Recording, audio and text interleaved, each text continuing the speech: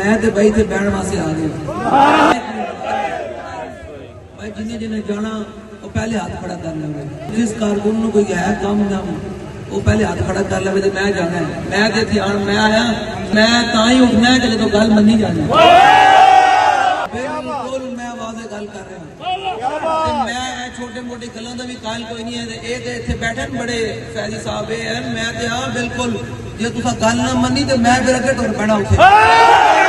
इधर लाहौर वालों कोई इधर शहरी ना लाहौर कोई उधर शह जानी बिल्कुल तुम सच्ची गल कर रहे हैं जो मुखबिर से टाउन बैठे ना टाउन मैं वेख रहा अपने अब्बिया को खबर पहुंचाओ बिल्कुल अपने अब्बा जी को खबर पहुंचा दियो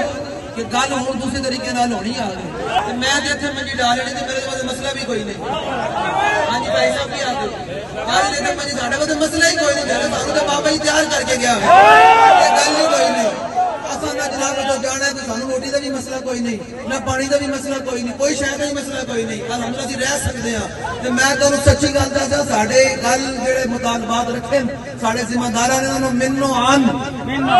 या रसूल अल्लाह लब्बैक लब्बैक लब्बैक या रसूल अल्लाह लब्बैक लब्बैक लब्बैक या रसूल अल्लाह लब्बैक लब्बैक लब्बैक या रसूल अल्लाह लब्बैक